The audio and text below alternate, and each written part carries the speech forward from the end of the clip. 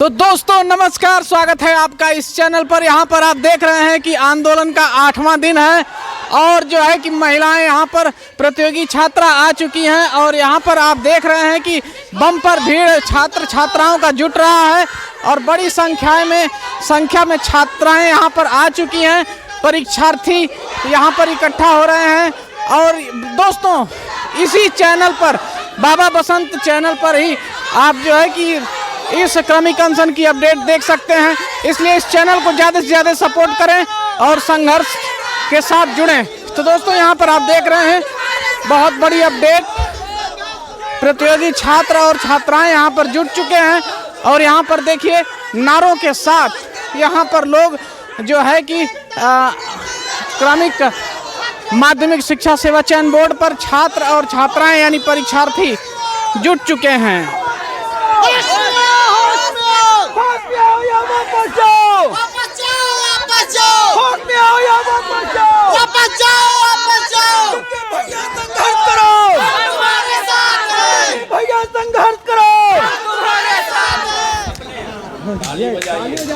तो दोस्तों जैसा कि आप यहाँ पर देख रहे हैं कि आंदोलन का 8वां दिन, क्रमिक अनशन का 8वां दिन है और विक्की खान सर यहाँ पर बोलने जा रहे हैं और इनके हाथ में देखिए एक पोस्टर भी है, चेयरमैन गुमशुदा।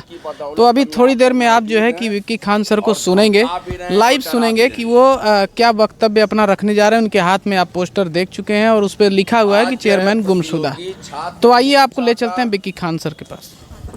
8वां दिन है क्रमिक अनशन का। हम लोग माध्यमिक शिक्षा सेवा चयन बोर्ड के दरवाजे पर खड़े हैं और उत्तर प्रदेश के नौजवान बेरोजगार भाइयों, आप लोग देख सकते हैं, यहाँ पर देख सकते हैं, देखिए ये लिखा है चेयरमैन गुमशुदा। ये दिखाइए, यहाँ पे दिखाइए चेयरमैन गुमशुदा हैं और उधर के गेट पे जाने दीजिए। चलिए जाइए।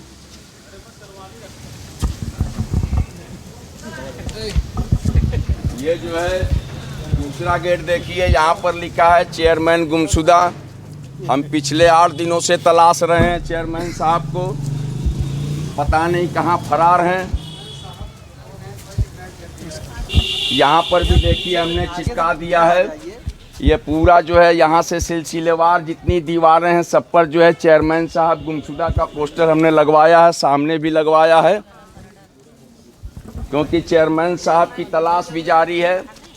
अब मैं उत्तर प्रदेश के नौजवान बेरोजगारों से कहना चाहूँगा कि अगर आपको चेयरमैन साहब कहीं भी दिखाई दें तो आप उनको ससम्मान पकड़कर माध्यमिक शिक्षा सेवा चयन बोर्ड के गेट नंबर 2 पर लाएं। इसका इनाम भी आपको दिया जाएगा। इनाम की राशि लगभग 5 लाख रुपए है और यह इनाम चेयरमैन साहब स्वयं आपको देंगे, इस बात का हमें मुकम्मल यकीन है, क्योंकि हम बेरोजगार हैं इसलिए इतनी बड़ी धनराशि की कल्पना नहीं कर सकते। लेकिन आज माध्यमिक शिक्षा सेवा चयन बोर्ड के गेट पर 8वां दिन, इस उम्मीद से, इस भरोसे से आज हमने इश्तिहार छपवाया है कि अब मुझे यकीन है कि चेयरमैन साहब जहां कहीं भी होंगे उनके बारे में जानकारी मिल जाएगी और जानकारी देने वाला जो भी मेरा भाई होगा, ईश्वर जो है उसको एक मुकाम देगा। मुझे यकीन है इस बात का। प्रयास करिएगा कि जहां भी मिलें चेयरमैन साहब, जहां भी मिलें, आए उत्तर प्रदेश के नौजवान बेरोजगारों, यकीन जानिए यही वो आदरणीय अध्यक्ष महोदय हैं जो पिछले 8 दिनों से फरार चल रहे हैं, फरारी की हालत में हैं। हालात ये है कि वो आपने मूवी देखी होगी, डॉन वाली मूवी देखी है कि 13 मुल्कों की पुलिस डॉन को खोज रही है।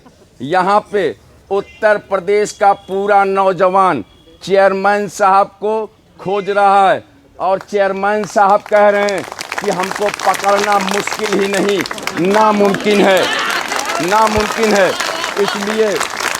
इसलिए हमने ऐलान जंग का आगाज़ किया है कि अगर आप इस बात का फ़क्र करते हैं कि आपको पकड़ना मुश्किल ही नहीं नामुमकिन है, तो ये उत्तर प्रदेश का नौजवान बेरोजगार तय कर लिया है कि हम हमेशा से मुश्किल काम ही किए हैं और नामुमकिन काम भी किए हैं।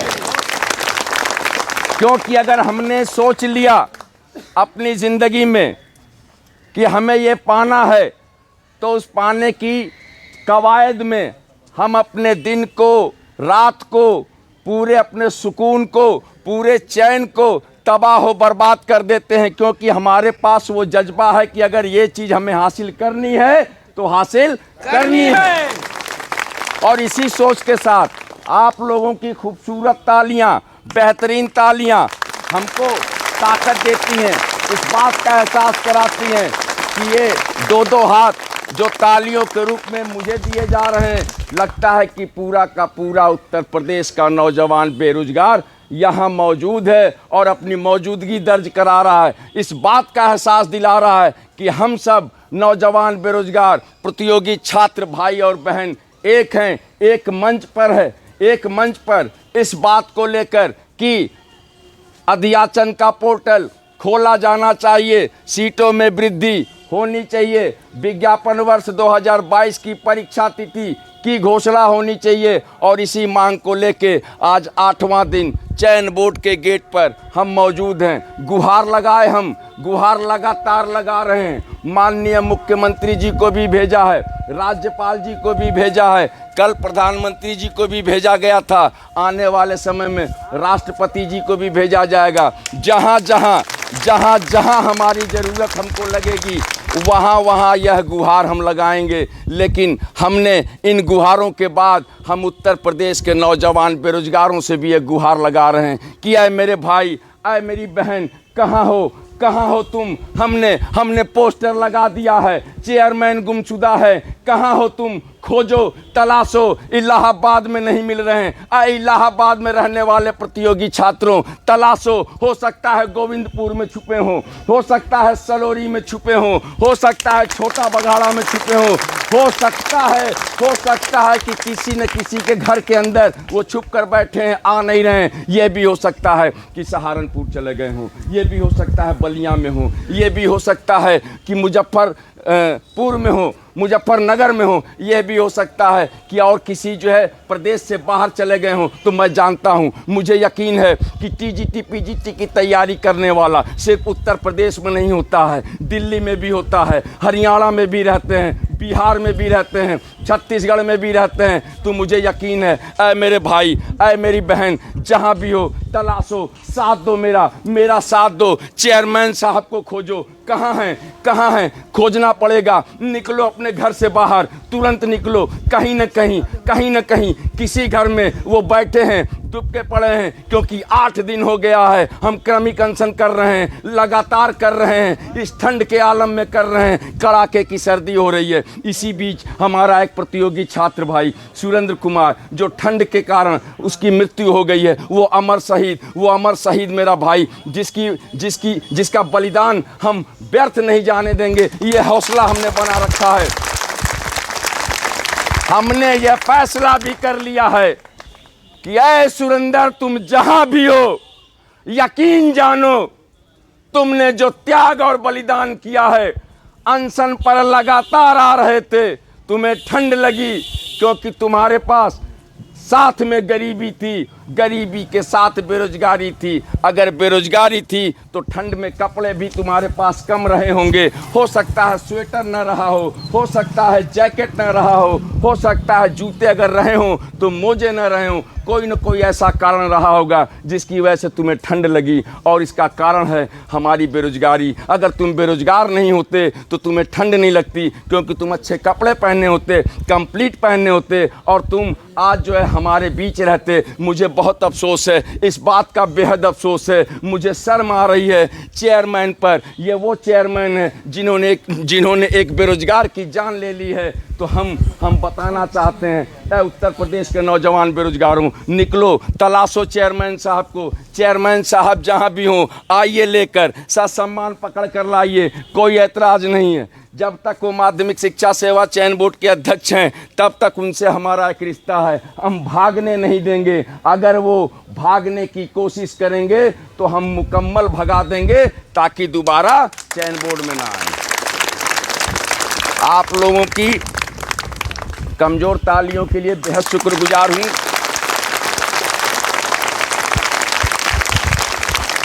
आपकी तालियों में वो गड़गड़ाहट होनी चाहिए, वो सिफत होनी चाहिए कि उन तालियों से चयन बोर्ड के चेयरमैन जिसमें भी मौजूद हो, जिस गली में हो, जिस नुक्कड़ में हो,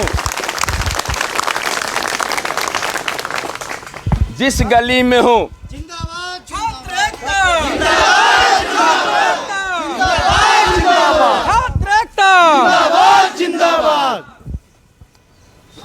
चेयरमैन साहब जिस गली में हो, जिस नुक्कड़ में हो, जिस गटर में छुपे हो, मुझे यकीन है हम तलाश लेंगे। वो नुक्कड़ भी तलाशेंगे, वो गली भी तलाशेंगे, वो गटर भी तलाशेंगे, वो घर भी तलाशेंगे जहां पर आप छिप कर बैठे हुए हो। 13,19,000 लोगों के भविष्य से आप खिलवाड़ कर रहे हैं।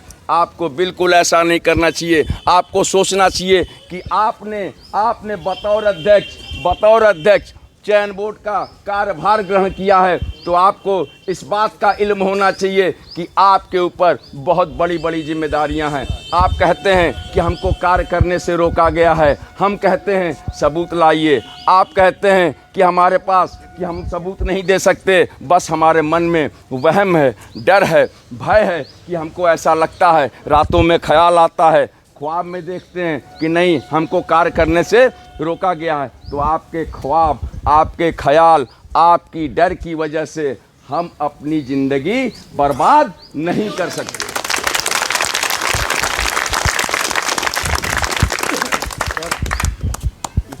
इसी जिंदगी की तर्ज पे एक गाना गाना चाहता हूँ। तो अभी तो मैं स्पीच दे रहा हूँ, बोल लेने दीजिए, पूरा मौका मिलेगा। हमारे बेरोजगार भाइयों के सीने में इतने दर्द हैं, और दर्द ही नहीं है, दर्द की एक लंबी फहरिस्त है, बहुत लंबी चौड़ी। दर्द हर जगह है, पूरे बदन में है, दिल में है, दिमाग में है। दिल दिमाग के साथ साथ कभी पैरों में भी दर्द होता है कि नहीं? हाथ में भी होता है, सर में भी दर्द होता है। इसलिए दर्द होता है कि कहीं ना कहीं जब हम बेरोजगारी के बारे में सोचते हैं, तो वो दर्द दिमाग से और दिल से निकलकर पूरे बदन में टहलने लगता है, घूमने लगता है। और उसमें बेसाख्ता क्या होता है कि हम परेशान हो जाते हैं, माँ यार इस दर्द का इलाज क्या है? और इलाज क्या है मेरे भाई? नौकरी।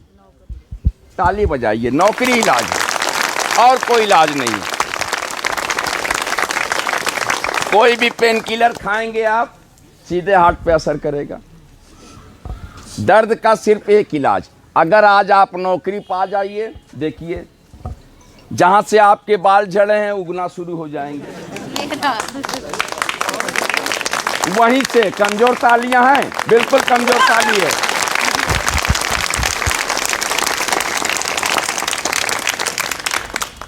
अगर आपको अभी नौकरी मिल गई, जहां से झुर्रियां पड़ी हैं वहीं से देखिएगा स्किन टाइट हो जाएगा आपका, बिल्कुल जबरदस्त तरीके से टाइट होगा। आपका जो चलने का स्टाइल है, चलने का, देखिए महसूस करिए, अभी आप जैसे चलते हैं, उस चलने में कहीं ना कहीं थकावट का एहसास होता है कि हम चल रहे हैं। उसमें जो आपके कदम हैं हल्के से लड़खड़ाते भी हैं, और कहीं ना कहीं ठहराव आने की कोशिश होती है उसमें। लेकिन यकीन जानिए, जिस दिन नौकरी मिली आपको, आपके चलने के तरीके में, आपके बोलने के तरीके में, आपके देखने के तरीके में, आपके सोचने के तरीके में, आपके हर काम करने के तरीके में बदलाव आ जाएगा।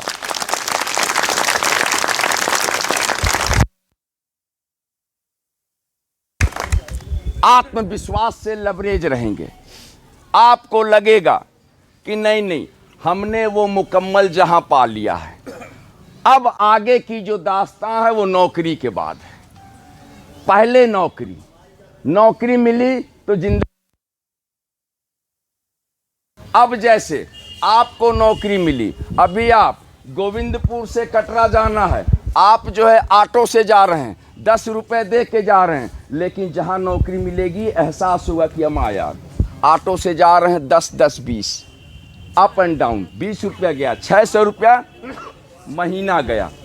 हम सक्षम हैं कि हम एक अदद गाड़ी 2 व्हीलर खरीद सकते हैं, जिसमें कि गोविंदपुर से अगर हमको कटरा आना जाना है तो हम 600 रुपये में 60 दिन जाएंगे, सिर्फ अगर यहाँ आना जाना होगा तो। पैसे की भी बचत और सुविधा भी मिली। आपको मिली कि नहीं?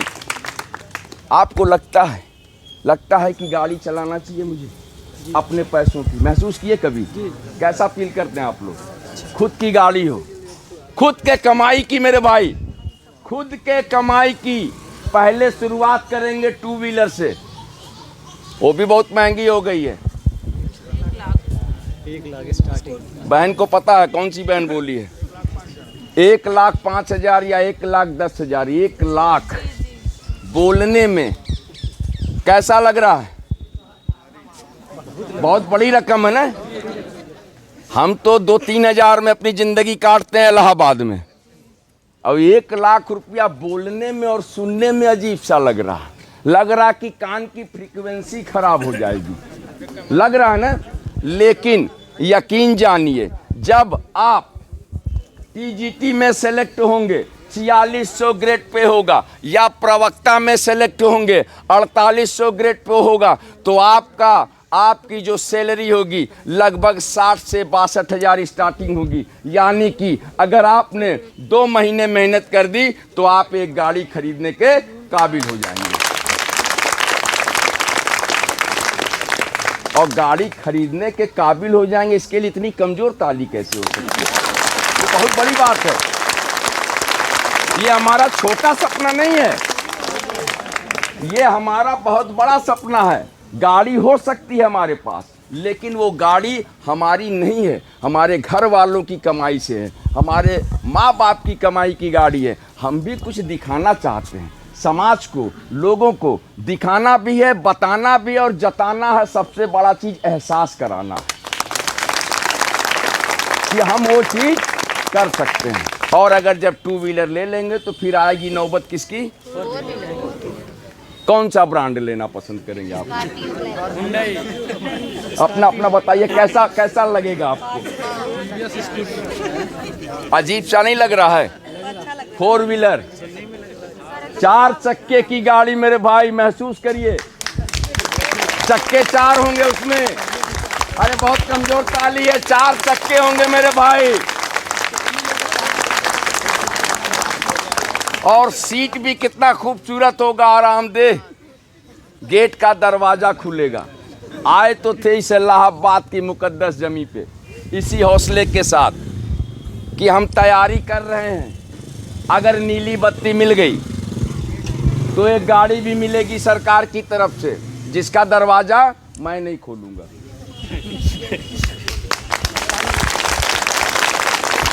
बहुत कमजोर ताली है ये। मैं वहां पहुंचा रहा हूं जहां पहुंचना चाहते हैं। हमने तो समझौता किया है कि चलिए हम टीजीटी पीजीटी में कर लेते हैं, टीजीटी पीजीटी में कर लेते हैं। चलिए कंसंट्रेशन भंग होगा, बीच में मत बोलिए, रिदम टूटता है। हम तो यहां आए थे कि हमें वैसी गाड़ी की जरूरत थी। सपना था कि नहीं, लगभग हमें लग रहा है यहाँ मौजूद जितने मेरे भाई हैं, एक बार तो जरूर सपना देखा होगा आपने कि गाड़ी 4 चक्के की हो, उसका दरवाजा मैं बिल्कुल न खोलूं, है ना। दरवाजा दूसरा खोलेगा, मैं सिर्फ एंट्री करूंगा उसमें और बैठ जाऊंगा। इस पे सीधे सीधे लिखा है उत्तर प्रदेश माध्यमिक शिक्षा सेवा चयन बोर्ड। माध्यमिक शिक्षा सेवा, आगे जो लिखा है चयन, इस चयन शब्द को गौर से पहचानिए। यही वो शख्स है चयन, देख रहे हैं ना, जिसकी तलाश कर रहे हैं हम भी कर रहे हैं, आप भी कर रहे हैं। इसके अलावा किसी की तलाश है क्या आपको? नहीं। ना आपको बोर्ड की तलाश है, ना आपको शिक्षा की तलाश है, क्योंकि हमें लग रहा है एमए में सब किए हैं, यहाँ पे कर लिए ना। सेवा करने के लिए आप तत्पर हैं। अब माध्यमिक की डिग्री के लायक आप हैं, कंप्लीट, सब सारी लाइनें कंप्लीट है, और उत्तर प्रदेश में आप रहते हैं। देखिए बहुत बड़ी बात है, सारी चीजें कंप्लीट है। बचा क्या है? वही बीच वाला जो एक हिस्सा है कोने में एकदम छिपा हुआ है थोड़ा सा, उसी की तलाश कर रहे हैं, जिसमें चयन लिखा हुआ। उसी चयन की तलाश में हम इस इलाहाबाद की मुकद्दस जमी पर अपने अपने घरों को छोड़कर आए हैं। भैया हमारे घर में भी 52 बीघा पुदीना बोआता है। हम कोई अहरे गहरे घर के थोड़ी हैं। आपको सच बता दूं, 25 बाई 30 में भूसा रखा जाता है। 25 बाई 30 का कमरा, एहसास हो रहा आप लोगों को? यहाँ भूसा वाला कोई नहीं है क्या? है ना? मैं भूसा वाला हूँ, मेरे पास भूसा भी है, गेहूं भी होता है, चावल भी होता है, ठीक है ना, सारी चीज़ें होती हैं, तो मुझे एहसास है। लेकिन 10 बाई 10 के कमरे में रहते हैं हम ना, एक छोटे से कमरे में, है ना, उसका 10 गुने में हमारी भैंस घूमती है कि नहीं? किसकी घूमती है? जिसकी घूमती है वो ताली बजाए, जिसकी नहीं घूमती है कोई बात नहीं है।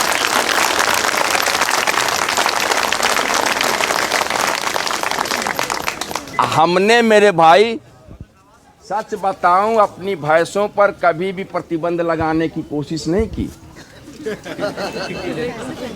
तुम्हारा कमरा है, जहां चाहे, जैसे चाहे, जिस तरीके से चाहे घूमो, टहलो, क्योंकि टहलना भी स्वास्थ्य के लिए जरूरी होता है। ये थोड़ी कि भैंस है तो टहलेगी नहीं, टहलना चाहिए ना।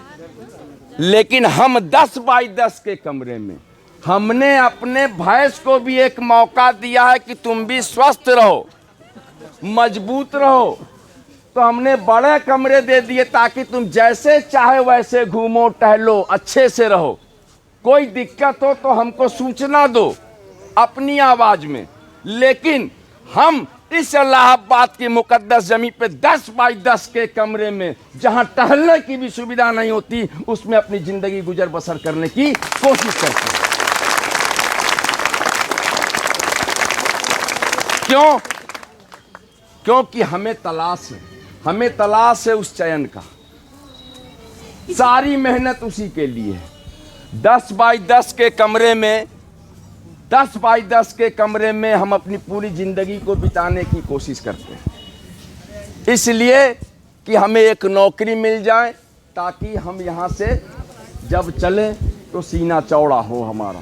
क्योंकि ऐसे जाने की इच्छा हमारी बिल्कुल नहीं है। ऐसे जाना चाहते हैं क्या आप? नहीं है ना? सवाल है हमारे, ताली बहुत कम है, ताली बहुत कम है। हम ऐसे बिल्कुल नहीं जाएंगे। इसलिए नहीं जाएंगे कि जब हम निकले थे अपने घरों से, तो वहीं पर हमने यह दृढ़ संकल्प किया था कि नहीं? किया था ना? यहाँ पर लगभग 99% लोग कहीं न कहीं से दूसरे जिलों से होंगे, लगभग, है ना? क्योंकि प्रयागराज के जो लोग रहते हैं अस्थाई, कितने लोग हैं? आकर बसे हैं कहीं से, यहीं के रहने वाले हैं। ये बहुत अच्छी बात है, ताली बजाइए इनके लिए। प्रयागराज के अमूमन, सच बता रहा हूँ, यहाँ के लोग यहाँ से नौकरी नहीं पा पाते। उनके पास बड़े बड़े घर हैं, किराए पे दिए हुए हैं। हम आते हैं ये हमारा हौसला है और जज्बा है कि हम दूसरे जिलों से आते हैं और प्रयागराज से नौकरी लेकर जाते हैं।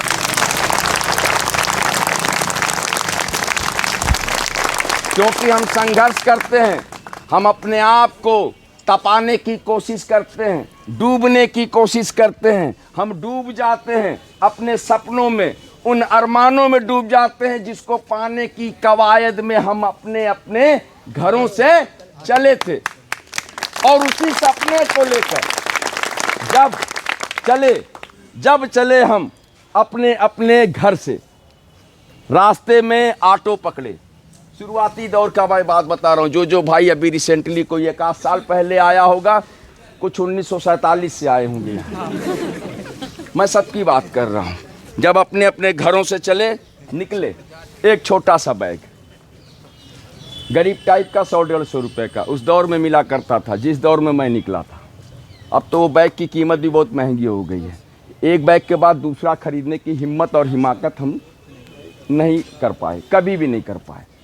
उस बैग में कुछ पुराने कपड़े जो हर साल होली और दीपावली में बने करते थे, उन्हीं को कलेक्ट किया था हमने।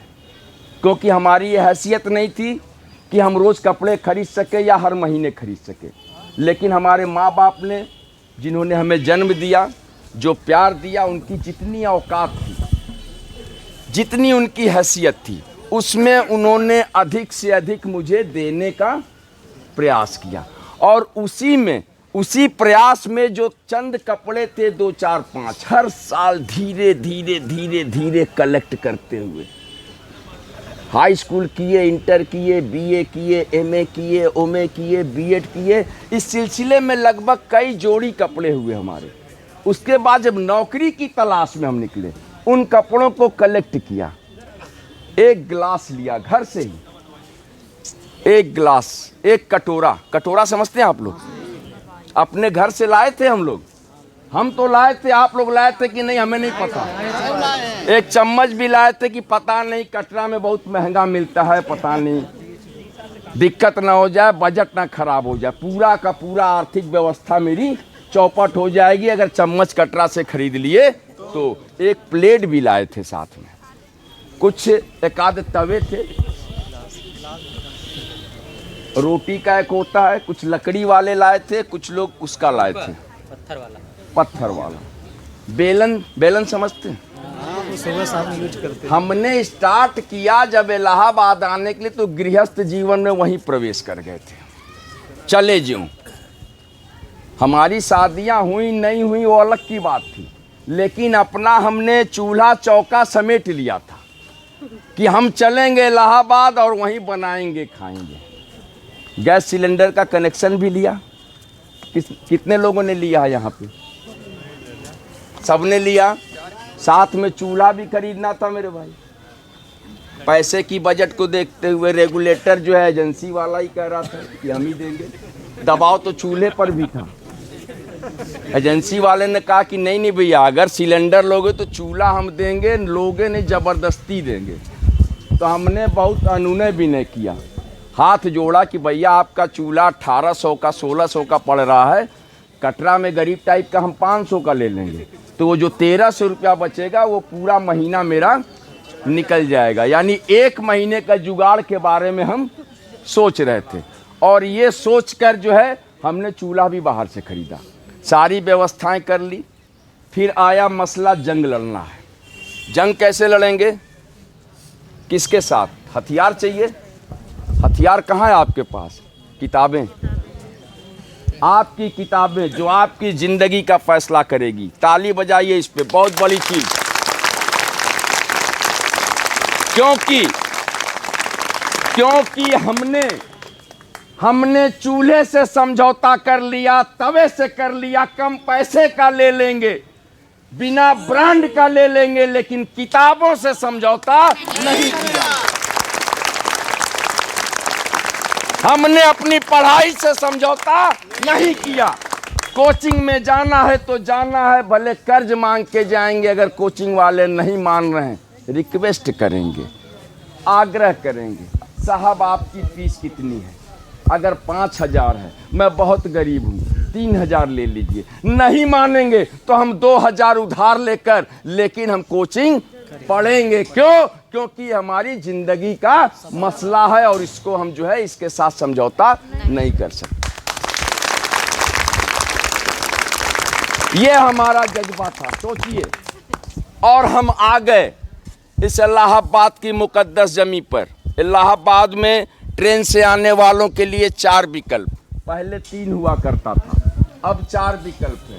एक है प्रयागराज जंक्शन, एक है प्रयागराज रामबाग, एक है नहीं प्रयागराज रामबाग, प्रयागराज जंक्शन और प्रयागराज संगम तो अभी बना है। एक और है ना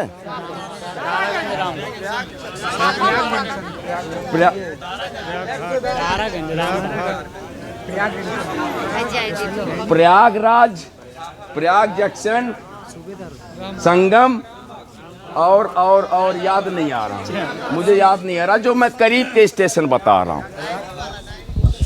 चलिए खैर, लेकिन सोचिए मेरे भाई, हम लोगों ने जब हम लोग निकले अपने अपने घरों से, कितना डिबेट अच्छा कर ले रहे हैं हम लोग, प्रयागराज जंक्शन से लेके प्रयागराज रामबाग तक, है ना। सारा डिबेट अच्छा हुआ। इसी डिबेट की वजह से तो हम लोग जो है सारे प्रश्नों को, ऐसी कोई भी ऐसा प्रश्न नहीं है जो नामाकूल हो, जो हमसे गुजरी ना हो। हमारे बगल से ही गुजर के चली जाती है, लेकिन OMR के समय धोखा दे देती है। देती है ना। किसको किसको धोखा दिए, जिनको जिनको धोखा दी है वो ताली बजाए, जिनको नहीं दिए नहीं बजा सकते हैं।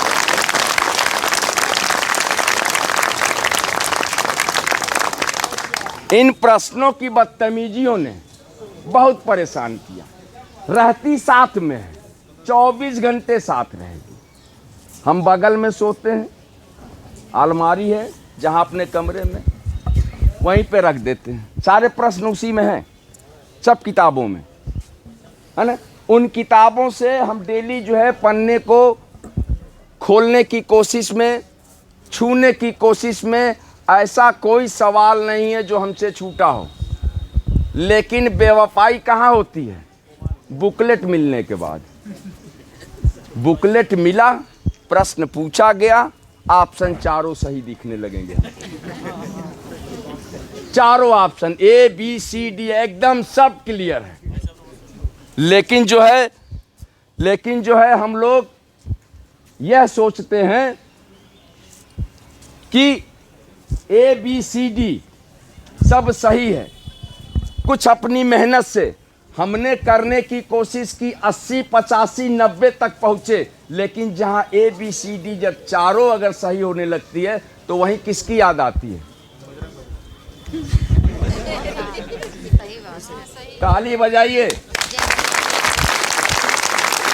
वहीं पे मन करता है कि एक बार हम हनुमान चालीसा पढ़ ही लें मने मन, कि जय हनुमान ज्ञान गुण सागर और जय कपीसति लोक उजागर। ये हमारे दिल का ख्याल होता है कि आखिरी वैतरणी है, हनुमान जी निपटवाई दीजिए। अरे आपने तो लंका में आग लगा दी, आप तो बजरंग बली हैं। ये तो सिर्फ OMR में आग लगाने की बात है। ये बुकलेट हमको डिस्टर्ब कर रहा है बजरंग बली। और इसमें 4 सवाल है, चारों सवाल ऐसे लग रहे हैं, एक सवाल है, चारों जवाब ऐसे लग रहे हैं कि सब सही हैं।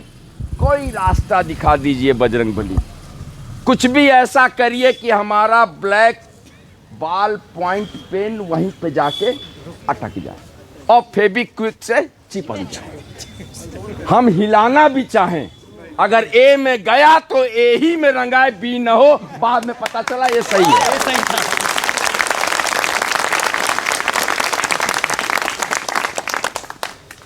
क्योंकि कहीं ना कहीं जरूरत हमको भी पड़ती है, हम इंसान हैं। अब चेयरमैन साहब तो हम हैं नहीं कि हम 62 साल के बाद नौकरी पाएं।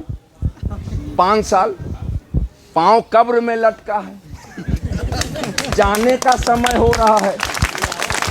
पूरी जिंदगी IAS गिरी किए, आप कलेक्टर रहे, आप कमिश्नर रहे, तमाम जगह आदेश निर्देश निर्देश आदेश, देते रहे। तो भैया जब आपको सही से नहीं करना था तो रिटायर होने के बाद घर में जाके सो गए होते, 2-4 महीने आराम करते, उसके बाद केदारनाथ, बद्रीनाथ और 2 कौन है, द्वारिका और जगन्नाथ, सारे चारों धाम घूम लेते, आप भी मुक्त हो जाते, हम भी आपसे मुक्त रहते। क्योंकि जनता की तो यही मांग है ना। वो कौन सा एक सेंटेंस किसने बोला था, बर्नी ने बोला था क्या, कि राजा प्रजा से मुक्त हुई, प्रजा राजा से। बदायूनी, देखिए कितना समझदार था बदायूनी, बदायूनी कोई बात नहीं है, लेकिन उसकी समझदारी देखिए, उसको पता था कि 2023 में एक व्यक्ति आएगा।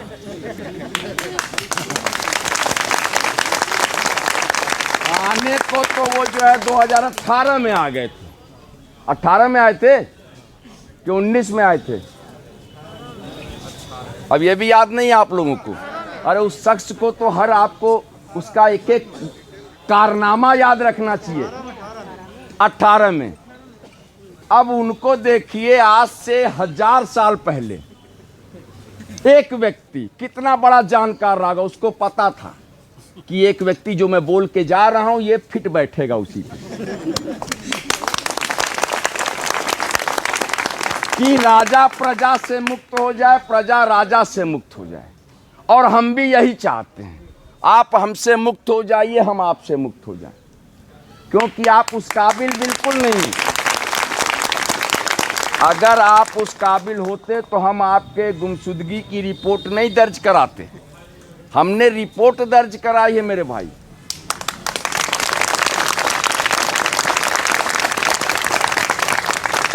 और मैं सच बता दूं, उत्तर प्रदेश के तमाम नौजवान बेरोजगार भाइयों और बहनों, हमने रिपोर्ट दर्ज कराई है चेयरमैन साहब के गुमशुदगी का।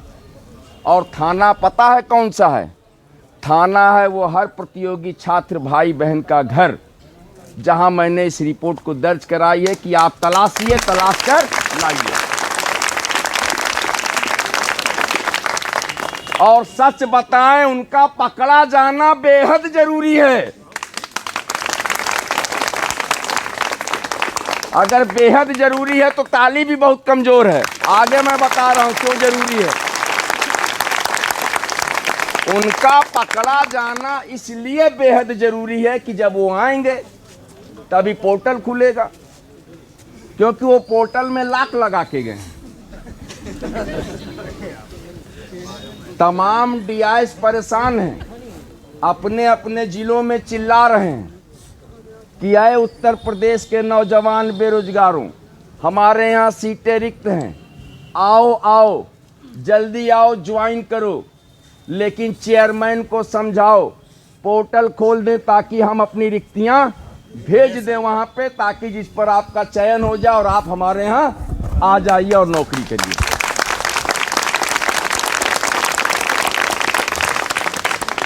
टोटल कार्यकाल 88 दिन का बचा है, 88 दिन आज का छोड़ के, मात्र 88 दिन के लिए इतनी जद्दोजहद कर रहे हैं, इतनी दहशत में जी रहे हैं।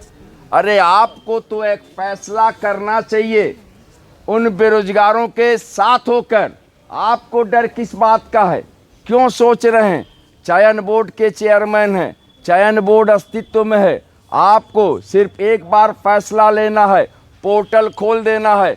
30 दिनों के लिए खोल दीजिए, फिर हम आपको मौका देंगे, फिर 30 दिनों के लिए खोल दीजिए। आप चाहें तो अपने पूरे कार्यकाल में पोर्टल खेल कर जा सकते हैं। हमारी सीटें 40,000 हो जाएंगी। ऐतराज है क्या?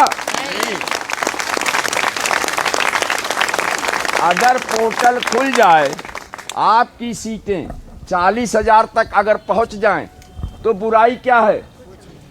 125 में 60 पे सिलेक्शन होगा। अगर 40,000 आएंगी तो 60। और यहाँ जितने मौजूद लोग हैं जो 60 नहीं कर सकते वो ताली नहीं बजाएंगे, बाकी बजा सकते हैं।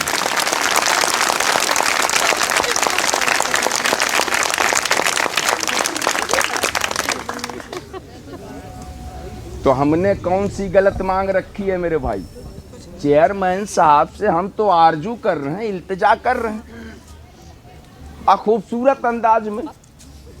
हम तो यही प्रयास कर रहे हैं। अब मेरा भाई है, बायो का है, 37 सीट है इसके पास, न कॉन्फिडेंस है न पढ़ने का मन कर रहा है।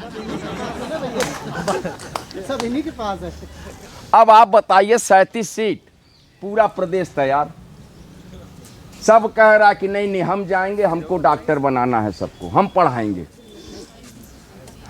और पूरे प्रदेश से मात्र 37 सीट। मैं एक विषय का उदाहरण दे रहा हूं, जीव विज्ञान, जो कि इनकी बेवकूफियों की वजह से अभी संघर्ष कर रहा था चंद महीनों पहले या 1-2 साल पहले। मानने को तैयार नहीं थे, कहते ना जीव विज्ञान होता ही नहीं है कुछ। हम कैसे मान लें जीव विज्ञान आप करते हैं? हमने नामे नहीं सुना, हमने विज्ञान का नाम सुना था, हमने सामाजिक विज्ञान का नाम सुना था, लेकिन ये जीव विज्ञान शब्द कहाँ से आ गया?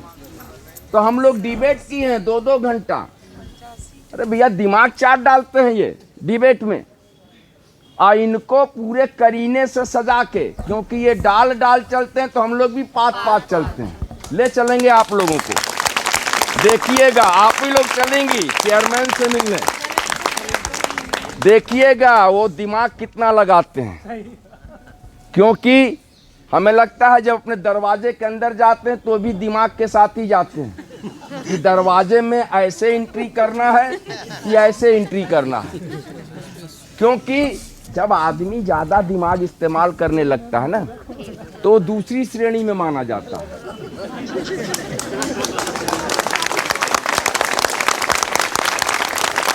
इसलिए अब जीव विज्ञान विषय नहीं है, इसको समझाने में 2 घंटा लगा। बोले नहीं हमें पता ही नहीं। हमने कहा सर आपके पास हार्ट है, दिल है, किडनी है, पाचन तंत्र, श्वसन तंत्र है, ये सारी चीजें हैं ना। तो ये सारी चीजें जीव विज्ञान में आती हैं और कहीं ना कहीं गृह विज्ञान से भी कनेक्टेड हैं। ताली बजाइए, क्योंकि देखिए, हाँ, जीव विज्ञान बताता है कि श्वसन तंत्र है, पाचन तंत्र है, और गृह विज्ञान बताता है कि इसको बचा के रखना कैसे है।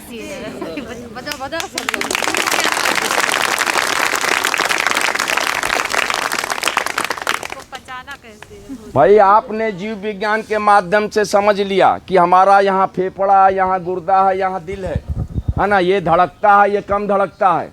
कम धड़कने की स्थिति क्यों आई?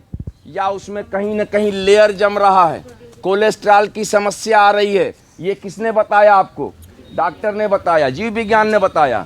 तो गृह विज्ञान कहता कि रुको, मैं आ रहा हूँ, ऐसा है कि तेल कम खाना है। ये कौन करेगा व्यवस्था? गृह विज्ञान। कम खाना है, हिसाब से खाना है, फैटी चीज नहीं खानी है, ये व्यवस्था गृह विज्ञान। देखिए आपस में कनेक्शन सारे विषयों का कैसे है, एक दूसरे से मोहब्बत करते हैं। गृह विज्ञान जीव विज्ञान की मोहब्बत हमने बता दी। ऐसे ही सामाजिक विज्ञान है, बहुत सारे मेरे भाई सामाजिक विज्ञान से होंगे यहाँ। हम लोग सामाजिक विज्ञान से लगातार दिए रहे, क्योंकि सामाजिक आदमी है। चेयरमैन साहब को भी हमने समझाया कि साहब सामाजिक आप भी बन के रहा करिए, क्योंकि आप समाज के एक प्राणी हैं।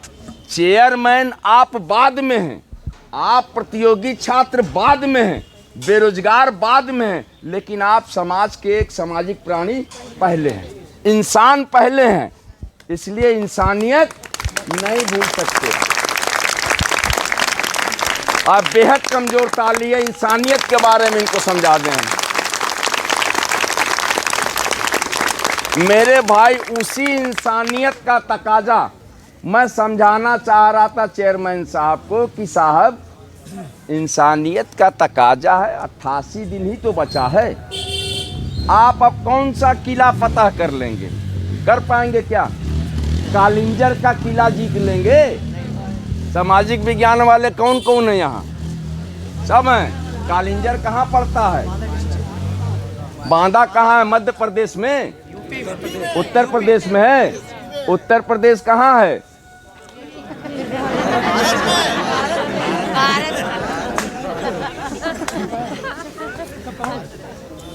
ये है प्यार हमारा आपका। इसको प्यार बोलते हैं ना, कि विक्की भाई बोल रहे हैं तो आप ऐसा डूब गए हैं उसमें कि आपको सवाल का जवाब देने में भी सोचना पड़ा कि यार विक्की भाई ने पूछ क्या दिया। यही मोहब्बत कायम रखना चाहता हूं मैं यहाँ भी, और आप वहां मुझे पहुंचाइए जहां आपको जरूरत होगी, मेरी सख्त जरूरत। विधान परिषद चिल्लाऊंगा, ऐसे ही चिल्लाऊंगा आप लोगों के हक के लिए, आप लोगों के अधिकार के लिए, क्योंकि अभी बेरोजगारी दूर होगी। बेरोजगारी दूर होने के बाद एक नई समस्या पैदा होती है, पारिवारिक तमाम चीजें।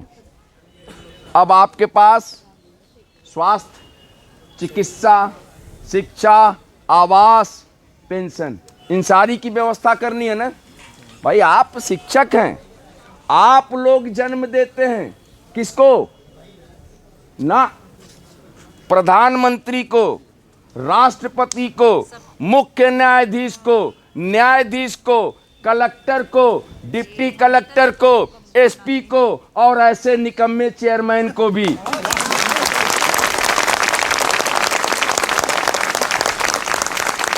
हम शिक्षक होते हैं, हमारे क्लास में 25-50-100 की संख्या होती है, बच्चे होते हैं, हम उनको पढ़ा रहे होते हैं। हमें नहीं पता कि उसमें कौन कलेक्टर बनेगा, कौन प्राइम मिनिस्टर बनेगा, है ना। लेकिन शिक्षक जो है अपना दायित्वों का निर्वहन करते हुए सबको एक समान पढ़ाता रहता, सही शिक्षा देता रहता। ये अलग बात है कि उसी शिष्यों में एक आध चेयरमैन साहब टाइप के बैठे हो, तो उसमें हम क्या कर सकते?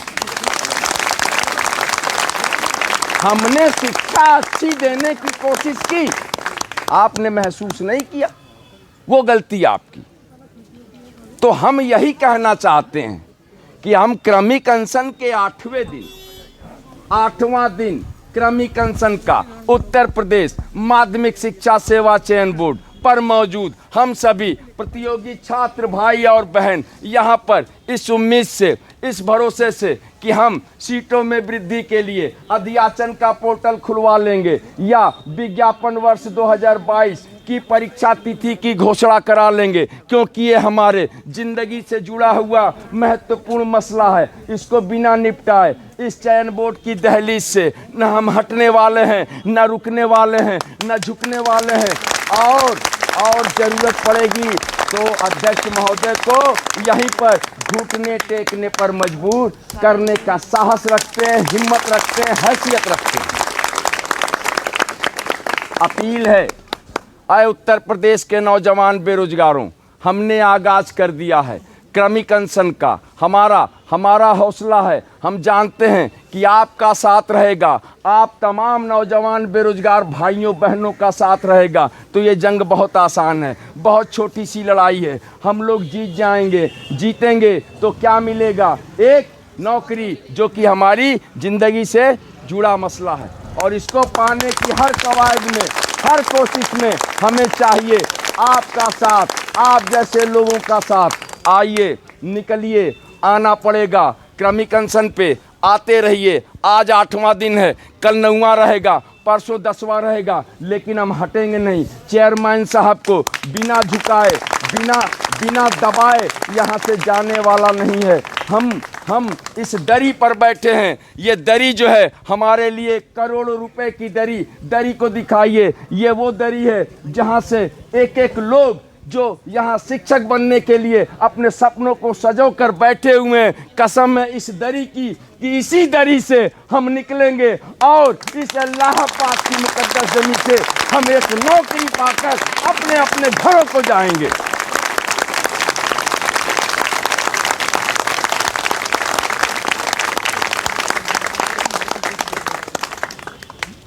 हमारे पास डल्लप का गद्दा नहीं है, हम गरीब हैं और बेरोजगार हैं। हम सोते भी दरी पे हैं, अपने अपने घरों में 10 बाई 10 के कमरों में अपने सपनों को बुनते हैं। 800-900 रुपए के तखत पे अजीब सा गद्दा, अजीब सा चादर, उसको ओढ़ते हुए कभी कभी रजाई ऐसी होती है, पुराने रजाई हैं, ठंड भी लगती है, लेकिन एहसास करते हैं कि दौर आएगा, ये ठंड बहुत कड़ाके की है, लेकिन नौकरी मिलेगी तो एक बेहतरीन रजाई खरीदेंगे, खूब अच्छी रजाई लेंगे जिसमें ठंड बिल्कुल ना हो, चारों तरफ से गर्मी का माहौल रहेगा। लेकिन अगर नौकरी मिल गई तो मुझे मुकम्मल यकीन है कि रजाई की ज़रूरत नहीं पड़ेगी। बहुत बहुत धन्यवाद। मैं विक्की खान, प्रदेश अध्यक्ष प्रतियोगी छात्र मोर्चा। छात्र एकता जिंदाबाद, चेयरमैन होश में आओ, छात्र एकता जिंदाबाद, चेयरमैन होश में आओ, छात्र एकता जिंदाबाद, तानाशाही नहीं चलेगी, छात्र एकता जिंदाबाद, चेयरमैन होश में आओ, छात्र एकता जिंदाबाद, तानाशाही नहीं चलेगी, छात्र एकता जिंदाबाद, तानाशाही नहीं चलेगी, छात्र एकता जिंदाबाद, चेयरमैन होश में आओ, छात्र एकता जिंदाबाद, तानाशाही नहीं चलेगी, छात्र एकता जिंदाबाद, होश में आओ या वापस जाओ, छात्र एकता जिंदाबाद, जिंदाबाद, चेयरमैन होश में आओ, छात्र एकता जिंदाबाद, तानाशाही नहीं चलेगी, छात्र एकता जिंदाबाद, तानाशाही नहीं चलेगी, छात्र एकता जिंदाबाद, चेयरमैन होश में आओ, छात्र एकता जिंदाबाद, होश में आओ या वापस जाओ, हमारे क्रमिक अनशन का आज 8वां दिन।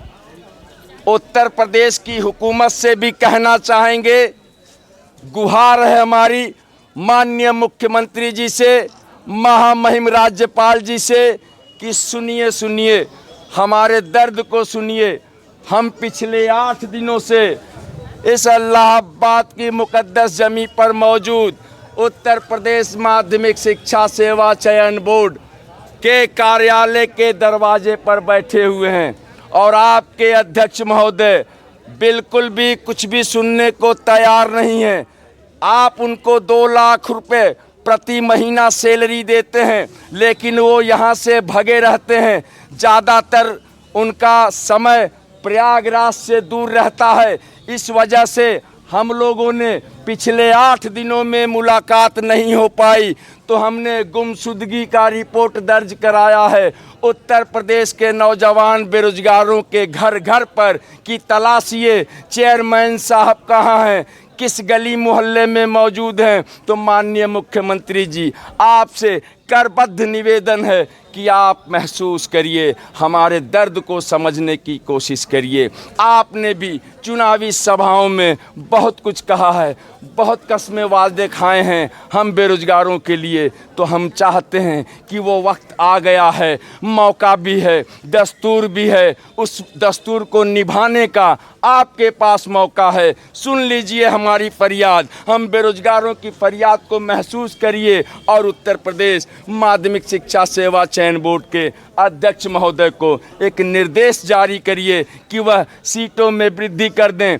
विज्ञापन वर्ष 2022 की सीटों में वृद्धि के लिए अध्याचन का पोर्टल खोल दें या विज्ञापन वर्ष 2022 की परीक्षा तिथि की घोषणा कर दें। दोनों कराने का निर्देश दे दीजिए। अगर संभव नहीं है, माना कि बोर्ड का गठन नहीं है, इस समय बोर्ड विकलांग की श्रेणी में है, तो आप निर्देश दे सकते हैं। अगर आप चाहेंगे तो अध्याचन का पोर्टल खुलवाकर सीटों में वृद्धि कराने के लिए एक निर्देश दे दीजिए, ताकि हम बेरोजगारों का कल्याण हो सके।